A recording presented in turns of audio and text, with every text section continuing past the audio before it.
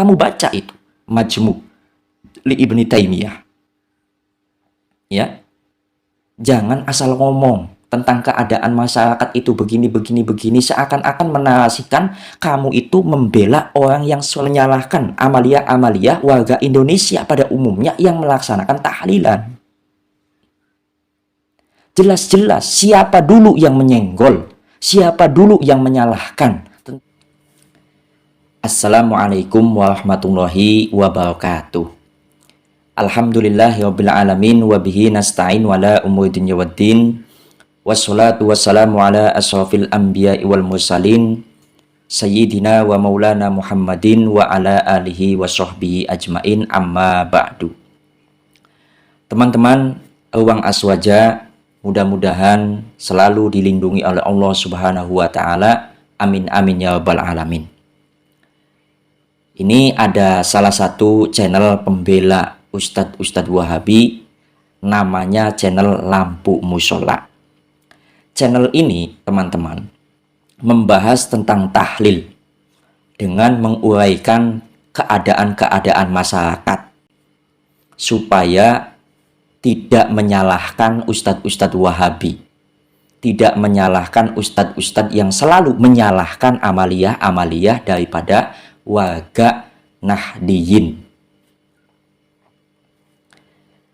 Intinya, dia ini membela orang yang pertama kali menyalahkan amaliyah-amaliyah warga Nahdiyin pada khususnya, yaitu tentang tahlilan.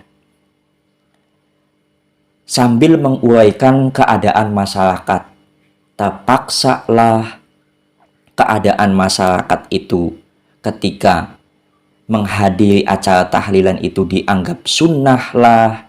Padahal teman-teman, keadaan masyarakat ketika keluarganya ada yang meninggal, kemudian apa yang terjadi di masyarakat Indonesia ini? Tetangga-tetangganya itu berbondong-bondong bertakziah kepada keluarga ahli mayit, kepada keluarga si mayit, dengan membawa apa? Dengan membawa beras. Bahkan ada juga yang membawa uang. Supaya apa? Supaya tidak membebani daripada keluarga mayit. Dia menyumbang, membawa beras. Nah, kemudian tetangga-tetangga lainnya itu menghadiri atau bertakziah kepada keluarga mayit untuk mendirikan tenda seumpama. Intinya itu bergotong royong, bersosialisasi. Itu pada umumnya sambil membawa beras untuk bertakziah kepada keluarga ahli mayit. Itu yang terjadi di masyarakat Indonesia pada umumnya. Kalau seandainya pertama kali itu tidak disenggol, tidak disalahkan amaliyah-amaliyah warga Indonesia pada umumnya, yaitu tahlilan, pertama kali siapa yang menyalahkan? Yaitu ustadz-ustadz Salafi Wahabi.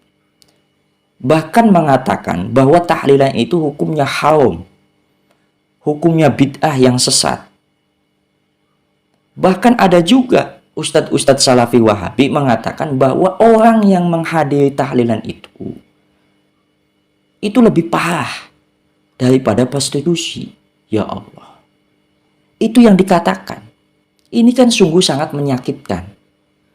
Masyarakat-masyarakat yang mana masyarakat tersebut itu melaksanakan tahlilan atau mengirim doa untuk keluarganya yang baru meninggal.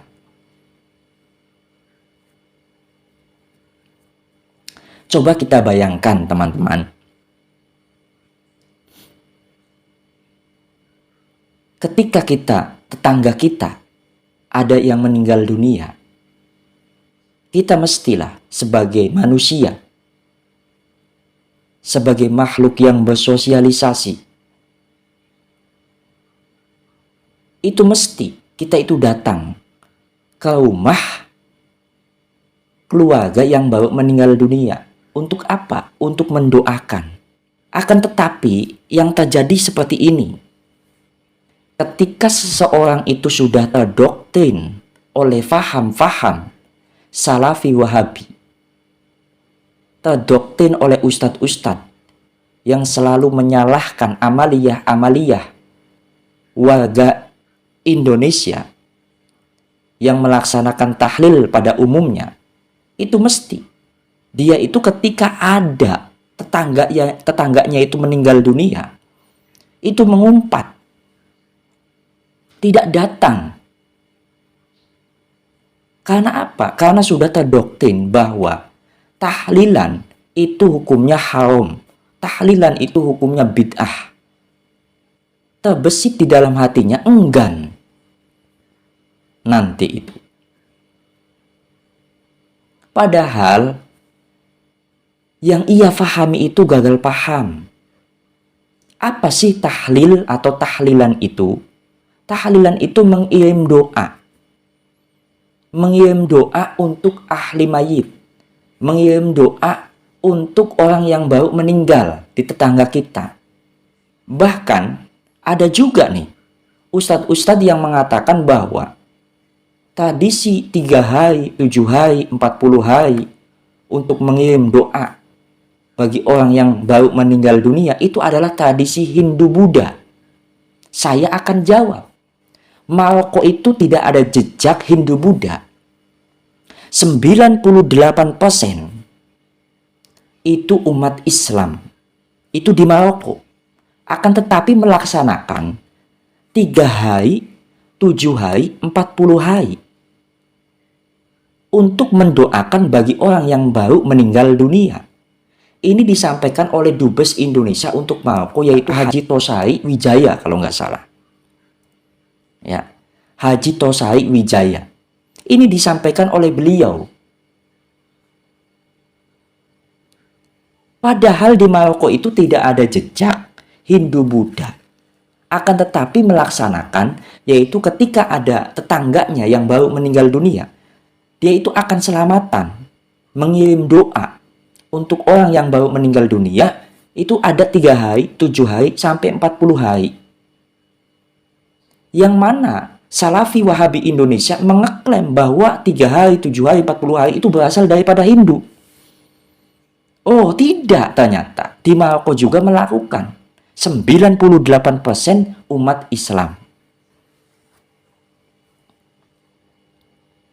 Kenapa orang-orang Salafi Wahabi itu selalu menyalahkan hal-hal tersebut?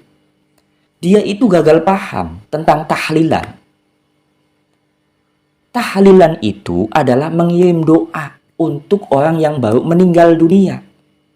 Dan hal ini sudah disampaikan oleh Nabi kita, Muhammad Shallallahu Alaihi Wasallam, ketika bercakapan dengan Siti Aisyah radhiyallahu anha.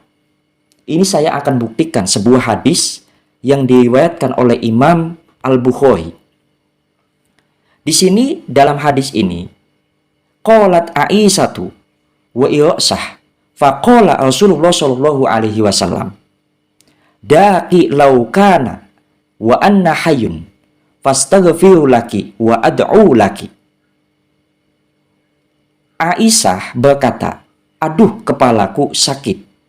Rasulullah Shallallahu Alaihi Wasallam itu bersabda, jika kamu wafat dan saya masih hidup, maka saya mintakan ampunan untukmu dan akan mendoakanmu. Hadis riwayat Imam Al-Bukhari. Dalam hadis ini menjelaskan bahwa jika kita menjenguk orang sakit atau takziah orang meninggal, kita setidaknya itu mendoakan orang tersebut. Dalam hadis lain juga menerangkan bahwasanya bersedekah atas nama orang yang meninggal dunia, maka orang yang meninggal tersebut mendapatkan pahala. Hadis ini diriwayatkan daripada Siti Aisyah radhiyallahu anha. Wa an Aisyah radhiyallahu anha anna rajulan qala lin nabiy sallallahu alaihi wasallam, inna ummi uftulitat nafsuha wa adunnuha law takallamat tasaddaqat fahallaha ajrun ing tasaddaqtu anha qala na'am muttafaqun alaih. Diriwayatkan daripada Siti Aisyah radhiyallahu anha bahwa seseorang bertanya kepada Nabi kita Muhammad sallallahu alaihi wasallam, ibu saya meninggal mendadak. Saya yakin andai ia bisa bicara, maka ia akan bersedekah. Apakah beliau dapat pahala jika saya bersedekah atas nama beliau, wahai Rasulullah? Nabi menjawab, ya, sampai. Hadis yang sudah saya baca, kita bersedekah atas nama orang yang meninggal dunia, maka orang yang meninggal tersebut akan mendapatkan pahala. Bukan hanya bersedekah dengan uang saja, bahkan dzikir pun, bersedekah dengan dzikir pun termasuk juga bersedekah. Seperti dijelaskan oleh hadis, inna bikulli tasbihatin sodaqotan, wa kulli takbiratin sodaqotun, wa kulli tahmidatin sodaqotun, wa kulli tahlilatin sodaqotun, wa amrun bil ma'rufi sodaqotun, wa nahyun an mungkarin sodaqotun. Hadis riwayat Imam Muslim.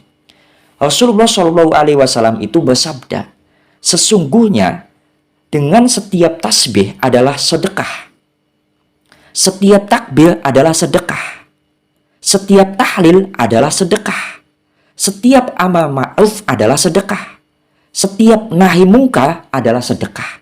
Hadis ini diriwayatkan oleh Imam Muslim. Jadi jelas di dalam tahlilan itu apa sih? Kita berzikir la ilaha illallah, la ilaha illallah, subhanallah wa bihamdihi subhanallahil azim, subhanallah wa bihamdihi subhanallahil azim. Itu membaca tasbih. La ilaha illallah itu membaca tahlil. Kemudian membaca surat Al-Fatihah, membaca surat-surat yang lain.